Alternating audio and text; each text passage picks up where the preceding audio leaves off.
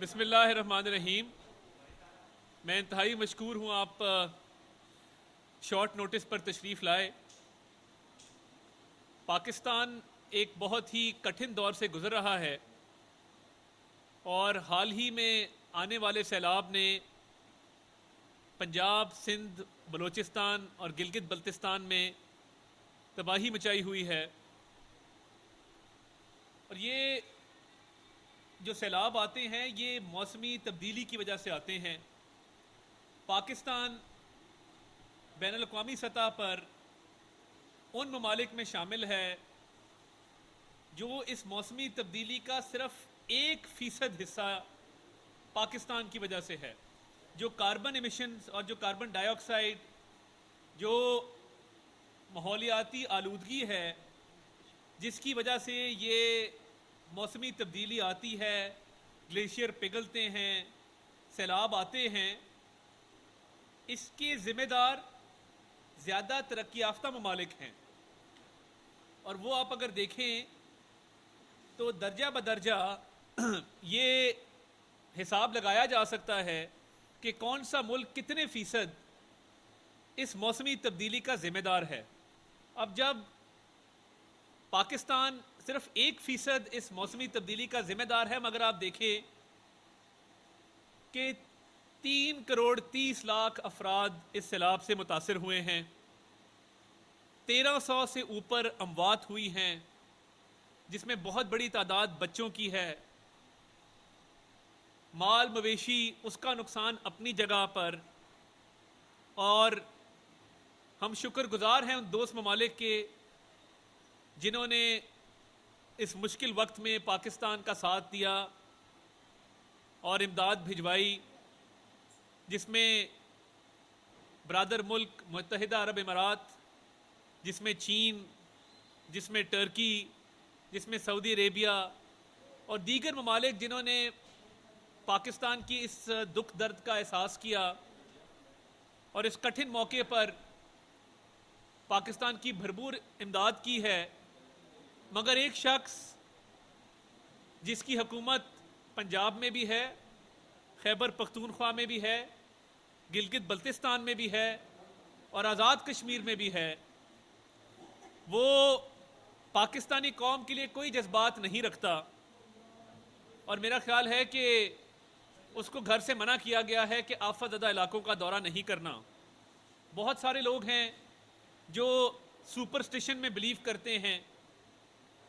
तो अब पाकिस्तानी कौम एक तरफ बेसरो सामानी की हालत में है, लाखों अफराद खुले आसमान तले ज़िंदगी बसर करने पर मजबूर हैं, अशियाए खुर्दनोश की किल्लत है, मुख्तलिफ बीमारियां हैं जिनसे वो दो चार हैं। मगर एक शख्स उसमें ये हिम्मत है और पता नहीं कहाँ से वो ये हौसला लेकर आता है कि वो जलसे की स्टेज भी सजाता है, वहाँ पर तराने भी बजाए जाते हैं, वहाँ पर हंसी मजाक भी किया जाता है, वहाँ पर ठट्ठे भी लगाए जाते हैं, वहाँ पे ताने भी कसे जाते हैं, लोगों की नकलें भी उतारी जाती हैं। एक जलसा जो इमरान अहमद नियाजी साहब कर रहे हैं वो 20 से 25 करोड़ रुपए में पड़ता है। कल गुजरात में जो एक जलसा किया गया, आप अंदाज़ा करें कि एक तरफ लोग आफतज़दा इलाकों में किस मुश्किल से गुजर रहे हैं, उनके घर बार उनसे छिन गए, माल मवेशी चले गए, वो अपने कई प्यारों को दफना ना सके, वो पानी में बह गए। और दूसरी तरफ इतनी बेहिसी है कि सिर्फ अपनी सियासत चमकाने के लिए जलसे जुलूस किए जा रहे हैं। और पंजाब के जुडिशल वजीर आला साहब और उनके साहबजादे एक भी आफतज़दा इलाके का विजिट नहीं किया। होता है कि आप दौरा करते हैं बतौर वजीर आला, चले मैं ये बात तस्लीम करता हूं कि वजीर आला का बिगड़ा हुआ रईस बेटा होना कोई ओहदा नहीं है सरकारी तौर पे, मगर फिर भी ऐवान वजीर आला में बैठकर इंतज़ामी फैसले करना, सियासी उमूर पर गुफ्तगू करना, वजीर आला के दफ्तर को अपने इख्तियारात समझ के उसको इस्तेमाल करना, एक दौरा बता दें कि इन आफतज़दा इलाकों का किया हो, किसी ऐसी जगह का दौरा किया हो जहां पर 4-4 फुट पानी खड़ा है, जहां पर लोग अपने घरों को छोड़कर खेमा बस्तियों में क़याम पजीर हैं, मगर आप गुजरात की स्टेज पर चढ़ के मुस्कुरा तो सकते हैं, उसकी वीडियो सोशल मीडिया पर भी वायरल कर सकते हैं, मगर आप आफतज़दा इलाकों का दौरा नहीं कर सकते, क्योंकि सियासत अहम है, पाकिस्तान और पाकिस्तान के अवाम वो अहम नहीं है। यही वजह है कि जब से इमरान खान साहब इक़्तिदार से दूर हुए हैं, उनके अंदर पाकिस्तान का मफाद, पाकिस्तान की सालमियत, इस हवाले से कोई जज्बात नहीं पाए जाते। एक ऐसा शख्स जो ये कहे कि मुझे इक़्तिदार से निकाला है तो खुदा ना खास्ता खाकम बदहन पाकिस्तान के 3 टुकड़े हो जाएंगे, आप उसकी ज़हनी कैफियत का अंदाज़ा लगाएं कि वो क्या शख्स होगा जो ये कहेगा कि पाकिस्तान के एटमी असासे खुदा ना खास्ता महफूज नहीं हैं, जो ये कहेगा कि खुदा ना खास्ता पाकिस्तान के 3 टुकड़े हो जाएं, जो ये अपने वुज़रा को और साबिक वुज़रा को बुला के कहे कि IMF की डील थ्रू नहीं होनी चाहिए, जो हो सकता है करे, मगर IMF की डील दूर ना हो, IMF की डील मंजूर ना हो, IMF का मुआहदा तय ना पाए। आपकी याद दहानी के लिए इमरान नियाज़ी साहब, IMF का मुआहदा हमने तय नहीं किया था, आपने 6 माह ज़ाया किए, और अल्लाह ना करे कि इस मुल्क में कोई खुदकुशी करे। आपको याद दहानी कराना चाहता हूं कि आपने ही कहा था कि IMF के पास नहीं जाऊंगा, खुदकुशी कर लूंगा। आपकी से आज IMF ने भी आप पे एक चार्जशीट जारी की है। IMF जैसा इदारा वो मजबूर हो गया कि उन्होंने आज इमरान अहमद नियाज़ी साहब के हवाले से एक प्रेस रिलीज जारी की है, और पाकिस्तान में महंगाई और पाकिस्तान में IMF के मुआहदे से इनहराफ का जिम्मेदार इमरान नियाज़ी साहब को ठहराया है। काश आप पहले दिन ही IMF के पास चले जाते तो आज तेल की और बिजली की कीमतें आसमान से बातें ना कर रही होती। और आपने जब देखा कि ये IMF का मुआहदा तय होने जा रहा है, तो जो शौकत तरीन साहब को हिदायत दी, मैं समझता हूँ कुछ फिर भी मोहसिन लगारी साहब जो वजीर ख़जाना पंजाब हैं, उनमें फिर भी कुछ थोड़ी बहुत हुब्बुल वतनी थी कि उन्होंने पूछा कि रियासत को तो इसका नुकसान नहीं होगा। उन्होंने कहा कि रियासत छोड़ें, सियासत बचाएं, पाकिस्तान को नाकाबिले तलाफी नुकसान होता है तो हो, ये IMF की डील थ्रू नहीं होनी चाहिए। और इस पर भी वफाकी हुकूमत गौर कर रही है कि जिम्मेदारान के खिलाफ कुछ ना कुछ कानूनी कार्रवाई अमल में लाई जानी चाहिए, उस पर मुशावरत जारी है। मगर शौकत तरीन साहब, तैमूर झगड़ा साहब और मोहसिन लगारी साहब, आपको ज़रा ख्याल ना आया कि अगर ये मुआहदा तय नहीं होता तो रुपए की कदर में कमी वाक़ई होगी, महंगाई में इजाफा होगा, इन्वेस्टर्स का कॉन्फिडेंस खराब होगा, पाकिस्तान में सरमायाकारी नहीं होगी। आपने देखा कि इस हुकूमत को फेल कर दो, चाहे इस हुकूमत को फेल करते करते रियासत ही क्यों ना खुदा ना खास्ता नाकाम हो जाए। आपको सैलाब ज़दा इलाकों में, बलोचिस्तान के संगलाख पहाड़ों में उस बेवा का ख्याल ना आया जो मुश्किल ज़िंदगी बसर कर रही है। आपको रुझान के अंदर उस यतीम बच्चे का ख्याल ना आया जिसका घर पानी में बह गया है। आपको सखर के अंदर वो हारी याद ना आया जिसकी फसलें तबाह हो गई हैं। ये किस किस्म के लोग हैं जो पाकिस्तान में सियासत को चमकाना चाहते हैं और रियासत को नाकाम करना चाहते हैं। आपने 4 साल चोर चोर डाकू डाकू के अलावा कोई ना पॉलिसी दी, ना कोई तरक्याती मंसूबे दिए। हम 4% पर महंगाई को छोड़ के गए थे, और आज जब हमने बागडोर संभाली है तो महंगाई आसमानों से बात। आपने IMF के मुआहदे से इनहराफ किया, और ये पंजाब में वजीर खजाना साहब मोहसिन लगारी साहब खत लिखने को तैयार थे। मेरी इतला ये है कि सेक्रेटरी खजाना इफ्तिखार साहब और चीफ सेक्रेटरी पंजाब कामरान अफजल साहब ने स्टैंड लिया कि इस तरह का खत हम नहीं लिखेंगे। पंजाब के रूल्स ऑफ बिजनेस के तहत जो मुतलका अफसरान हैं, फाइनल फाइल पे अप्रूवल उनकी होती है। तो यहां पे भी अगर पाकिस्तान के ये अफसर स्टैंड ना लेते तो शायद पंजाब से भी खत पहुंच गया होता, रास्ते में था। ये काश कि ये होश आ जाती कि हम पाकिस्तान का नाकाबिले तलाफी नुकसान करने जा रहे हैं। और तैमूर झगड़ा की हिम्मत देखें, वो कहता है कि मैंने जो लेटर लिखा था वो मिफ्ता साहब को लिखा था, IMF को नहीं लिखा। मीडिया पे किसने लीक कराया? उसकी कॉपी इमरान नियाजी के कहने पर IMF के हेडक्वार्टर कैसे पहुंची? कोई थोड़ी सी भी हुब्बुल वतनी, कोई शर्म आप में है कि मुल्क के मामलात किस तरफ जा रहे हैं और आपको अपनी सियासत की पड़ी है? काश ये जो 20 से 25 करोड़ रुपया हर जलसे पर खर्च आता है, यह आपने सैलाब ज़दगान की नजर किया होता। काश आपने इसके खेमे खरीदे होते, दवाइयां खरीदी होती, अशियाए खुर्दनोश खरीदी होती। आप अभी तक जितने जलसे कर चुके हैं, एक जलसे के लिए मैं फवाद चौधरी साहब का शुक्रगुजार हूं। जब तक फवाद साहब इमरान खान की सफ़ों में शामिल हैं, हमें कोई खतरा नहीं है, चाहे वो कितना ही कह दें कि मैं बड़ा खतरनाक होने जा रहा हूं। क्योंकि फवाद चौधरी साहब जो गलत मशवरे उनकी सफ़ों में बैठकर दे रहे हैं, उससे फ़ायदा यकीनन PDM की जमातों को हो रहा है। और इस बात की भी शुक्रगुजार हैं कि एक जेलम में नाकाम जलसा भी किया प्री प्लान मंसूबे के तहत, क्योंकि कल को किसी और सियासी जमात में जाना है तो पिछली का बेड़ा गर्क करके जाना है। तो फवाद चौधरी साहब के बहुत सारी सियासी जमातों में बड़े राब्ते हैं, जिसकी बिना पे जेलम के फ्लॉप जलसे पे हम उनके शुक्रगुजार हैं। जो मशवरे आजकल वो इमरान खान साहब को दे रहे, क्योंकि खुद तो वो पतली गली से निकल जाएंगे, भुगतना तो इमरान खान ने है, हम उसके लिए उनके शुक्रगुजार हैं। मगर खुदारा इस सैलाब के इतनी बड़ी कुदरती आफत पर सियासत ना की जाए। वजीर आजम पाकिस्तान मियां मोहम्मद शहबाज शरीफ 10 घंटे दिन के सैलाब को देते हैं। कभी वो बलोचिस्तान में हैं, कभी सिंध में हैं, कभी पंजाब में हैं, कभी गिलगित बल्तिस्तान में हैं। और तमाम इदारे, जिसमें पाक फौज का इदारा पेश है, जिसमें सूबाई हुकूमतों का अपना किरदार है, जिसमें NDMA बहुत खूब काम कर रहा है।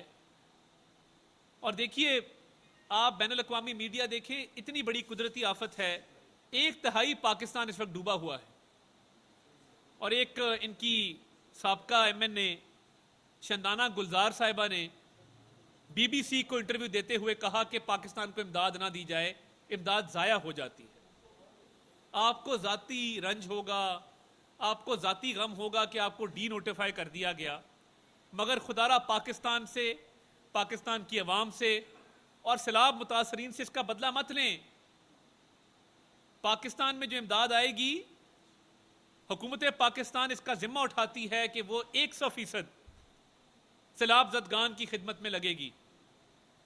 इंटरनेशनल मीडिया पर बैठकर इस तरह की बात करना ये गद्दारी नहीं है तो और क्या है।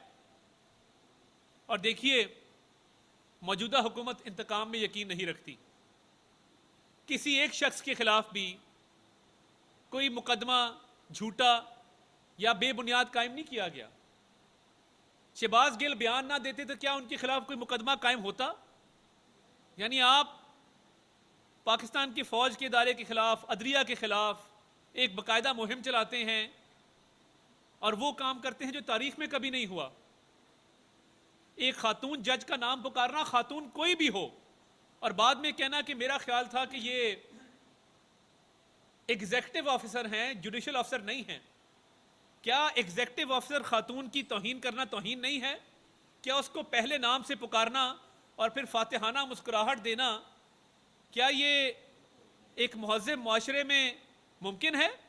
और जुडिशियल ऑफिसर होते हुए आपने जो तरीका अपनाया, अब आप कभी माफ़ी मांगते हैं, कभी एक बयान वापस लेते हैं, कभी दूसरा लेते हैं। मयार एक ही है जो निहाल हाशमी पे लगा।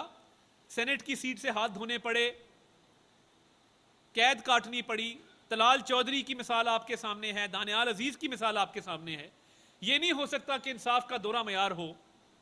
और आप जो मर्जी अल्फाज अदा किए जाएं और आपको पूछने वाला कोई ना हो।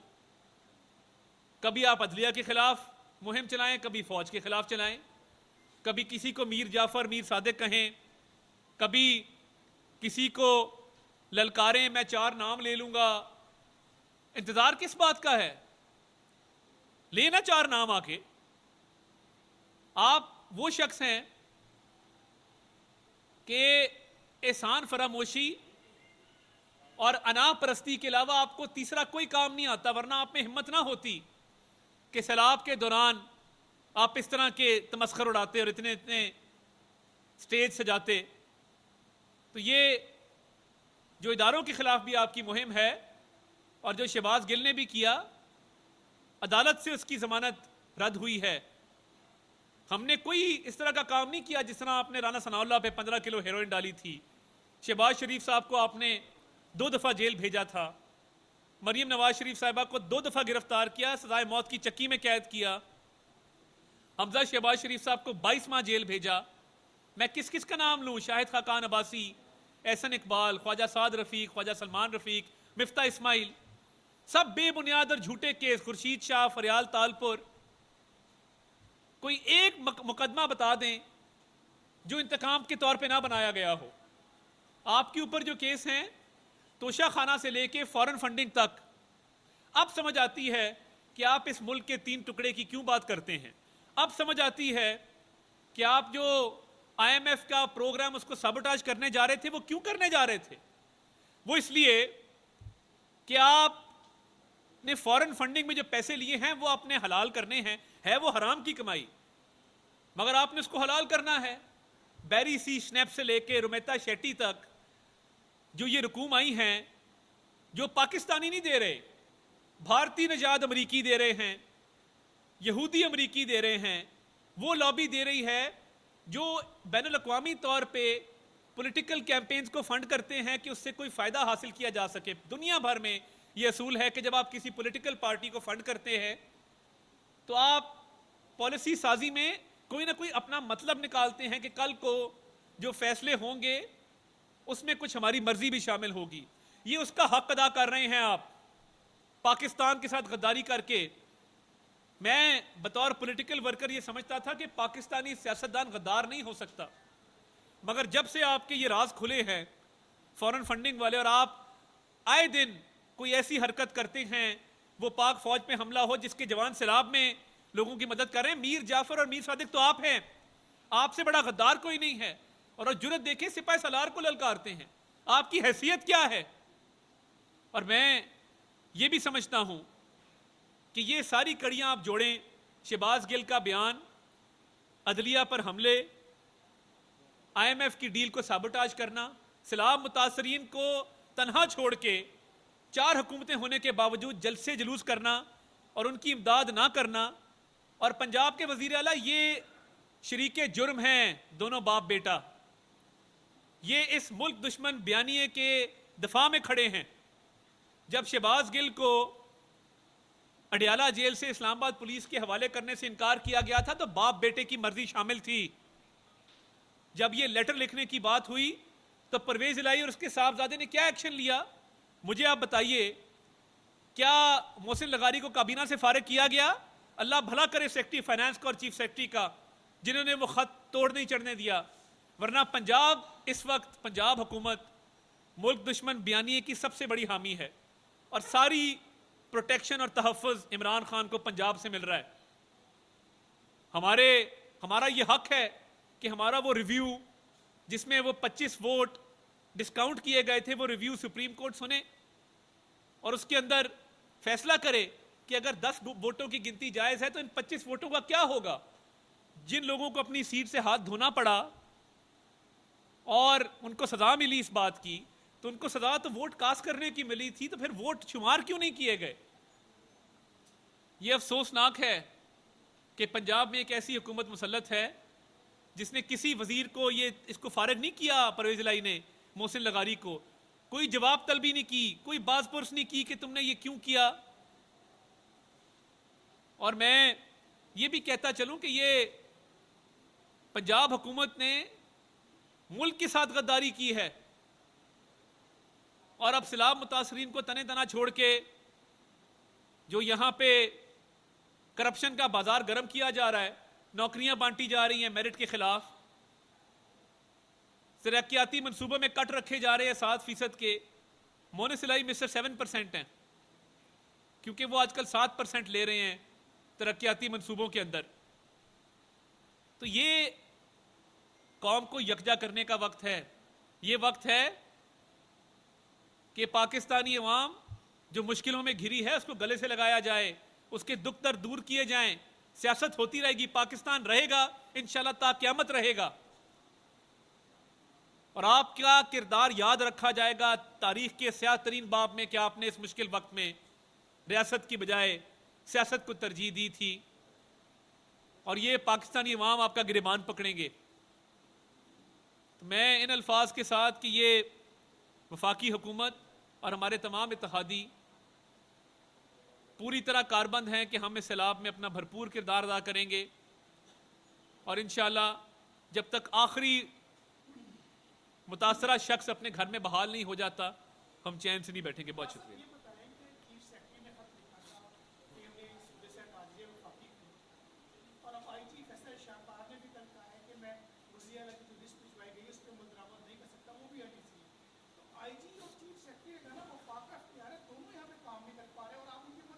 देखिए, हमें एक ख़त मौसूल हुआ, वो भी प्रॉपर चैनल के ज़रिए मौसूल नहीं हुआ। प्रिंसिपल सेक्रेटरी वज़ीर आला के कुबट्टी साहब हैं, उन्होंने एक ख़त लिखा वफाकी हुकूमत को कि इन 3 लोगों को चीफ सेक्रेटरी लगा दिया जाए।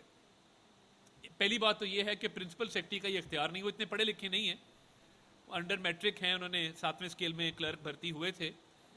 तो वो उन्होंने लेटर लिख दिया। अब उनको रूल्स का नहीं पता, अंग्रेजी नहीं आती, फ़िक्रे लिखने नहीं आते, वो किसी से खत ड्राफ्ट करवाते हैं। वो उन्होंने किसी से खत ड्राफ्ट करवा के भेज दिया और भेज दे लेटर। उसने बताया होगा बेचारे ने कि सर ये सेक्रेटरी सर्विसेज और चीफ सेक्रेटरी के जरिए आएगा, तू भेज दे। तो वो लेटर जब वहाँ पे मिला है तो वो प्रॉपर चैनल के जरिए आना चाहिए था। सेक्रेटरी सर्विसेज भेजते, चीफ सेक्रेटरी भेजते, प्रॉपर विंग है उसका। एक तो वो खत, उसकी कानूनी हैसियत नहीं है। दूसरा ये है कि सैलाब के दौर में और बाई इलेक्शंस जो हैं उसके दौर में क्या चीफ सेक्रेटरी का तबादला हो सकता है? मेरा नहीं ख्याल हो सकता है। तो ये इन्होंने ऐसे ही एक लेटर भेज दिया, उनको रूल्स पढ़ लेने चाहिए थे लेटर भेजने से पहले। और आईजी साहब का जहां तक सवाल है, देखिए चोरियां डकैतियां हो रही हैं, रेप और अगवा के वाकयात हो रहे हैं, और आप सियासी मुखालिफिन के खिलाफ मुकदमे बना रहे हैं। मेरे पे क्या मुकदमा है कि मैंने असेंबली में एक अहलकार पर हमला करके उसकी वर्दी फाड़ के उसको जख्मी किया। उस शख्स को सामने ले आए या उसकी वीडियो मेरी ले आए, हर जगह सीसीटीवी कैमरे लगे, मैं आपका देनदार हूं। फिर टूटी चोरी का एक पर्चा बनाने की कोशिश की गई। ऐसे तो ना करें। असल में मेरे चौधरी साहबान के ख़ानदान से कोई 4 दहाइयों के मरासिम हैं और हमारे बुज़ुर्गों के बहुत एहसानात थे चौधरी साहबान पर, उसका वो बदला उतार रहे हैं बाप बेटा। तो कोई बात नहीं, मैं डट के पहले भी मुकाबला किया था और इंशाल्लाह मैं ऐसा शख्स नहीं हूं कि जो इन चीज़ों से घबरा जाए। खुल के बैठा हूँ, डट के बैठा हूँ अल्लाह ताला के फजल से, और एक एक मुकदमे का सामना करूंगा, तफ्तीश का भी सामना करूंगा और हर चीज़ का जवाब दूंगा। इनको साबित करना होगा कि मैंने ये जुर्म जो है वो किया है।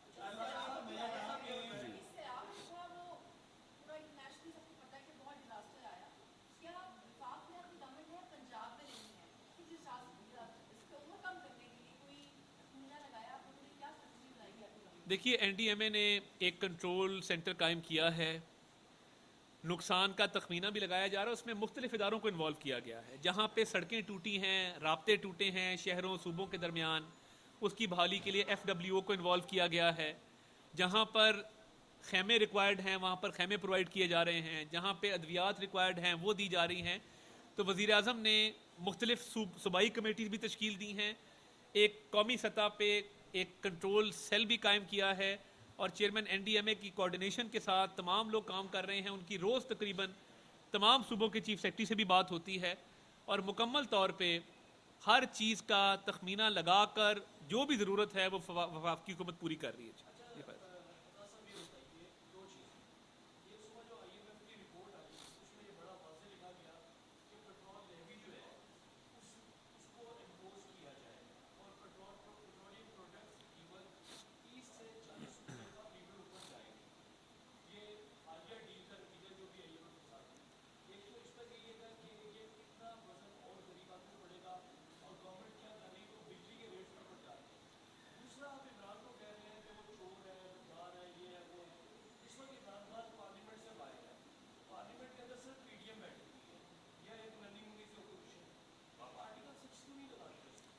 देखिए, पहली बात तो ये है कि जो अभी बिजली के बिलों में फ्यूल एडजस्टमेंट चार्जेस डाले गए थे वो वापस किए गए हैं, और जो कोताही हुई थी उसको रिवर्स किया गया है।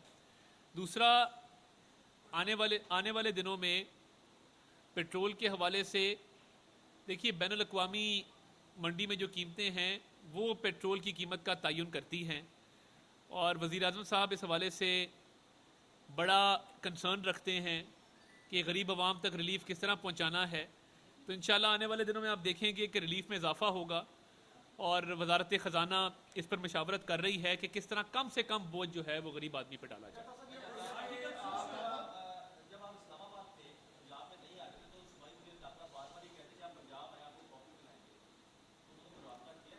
नहीं, राब्ता तो कोई नहीं किया, और कॉफ़ी देखे ना, मतलब आप, और हवाला भी एक इंडियन शो का दिया कॉफ़ी विद करण का। भाई, आप पाकिस्तानी फ़ौज के कर्नल रहे हैं, आपका हल्का बॉर्डर के साथ लगता है, तो यार आप पाकिस्तानी मिसाल को दे देते। आप बड़ा कॉफ़ी विद करण देखते हैं, और कॉफ़ी की अभी तक कोई ऑफ़र नहीं आई, तो पेशकश आएगी तो ज़रूर कॉफ़ी पीने जाऊँगा। और हाँ जी जी, मैं, और वो अगर वो नोट कर रहे हैं तो मैं ब्लैक कॉफ़ी पीता हूँ, तो मेहरबानी करके उसका इंतज़ाम कर दिया जाएगा।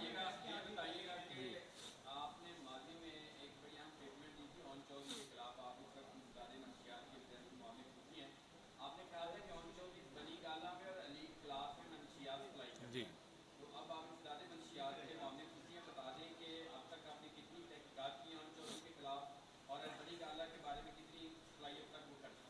वो राना सनाउल्लाह जिस दिन गिरफ्तार हुए तो हमारे, हम बहुत जज्बाती थे उस वक्त, तो ओन चौधरी साहब ने फिर मुलाकात में मुझे एक पैगाम भिजवाया, और उन्होंने कहा जी आपको मेरे बारे में गलत तासुर है, ताज़ा खबर आई है, ऑन साडा पाइए।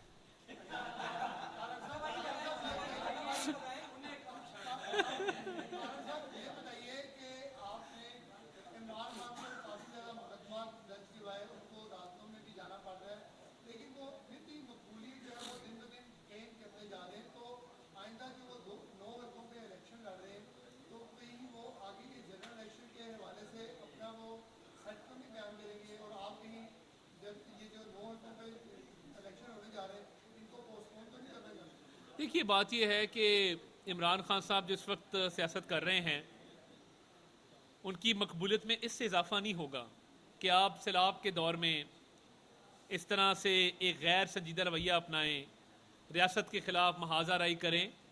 तो मुझे लगता है कि उनकी मकबूलियत में इजाफे की बजाय अब कमी वाक़ हो रही है, और बाई इलेक्शन में हमारे उम्मीदवार पुरुमीद हैं, और हम तवक्को रखते हैं कि इंशाल्लाह अच्छे मार्जिन से हम वो सीटें निकालेंगे। आबिद शेर अली साहब की बड़ी अच्छी कैंपेन फैसलाबाद में चल रही है, बाकी हलकों में भी यही हाल है। तो मैं समझता हूँ कि ये जनरल इलेक्शन पे इसका इतना असर नहीं होगा, और आने वाले दिनों में आप देखेंगे कि इंशाल्लाह मुस्लिम लीग नून एक अपनी मकबूलियत की अरूज पे पहुँचेगी, और हमने हमेशा पाकिस्तानी अवाम की तरक्की की बात की है, हमेशा मुस्बत सियासत की है इस मुल्क के अंदर।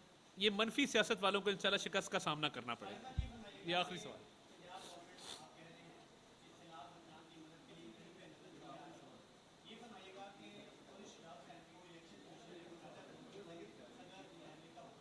जी,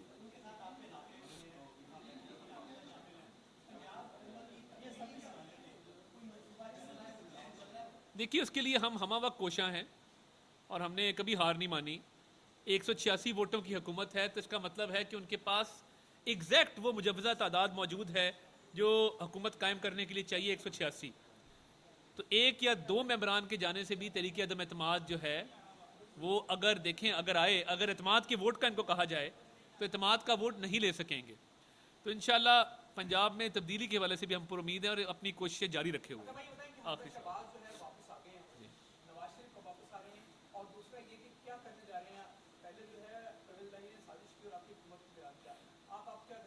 देखिए, एक तो कल मोहन सिलाई ने भी मियां नवाज शरीफ की वापसी का मुतालबा कर दिया है, और इस बात को तस्लीम किया है कि मियां नवाज शरीफ पाकिस्तान के मकबूल तरीन लीडर हैं, उनका शुक्रिया। तो वो पहले ही, हमारा तो मुतालबा पहले ही था, तो अब पता नहीं मोहन सिलाई साहब ने किस नीयत से ये बात की है। तो इंशाल्लाह मियां नवाज शरीफ साहब जल्द वतन वापस आएंगे, और पंजाब हुकूमत के हवाले से मैं पहले ही कह चुका, इसको इंशाल्लाह हमने गिरा के ही दम लेना है, क्योंकि ये अवाम दुश्मन हुकूमत है, ये मुल्क दुश्मन हुकूमत है, और इसका सैलाब में भी कोई किरदार नहीं है। तो ये जितनी देर लास्ट करेगी उतना पाकिस्तानी अवाम का नुकसान होगा। बहुत शुक्रिया जी।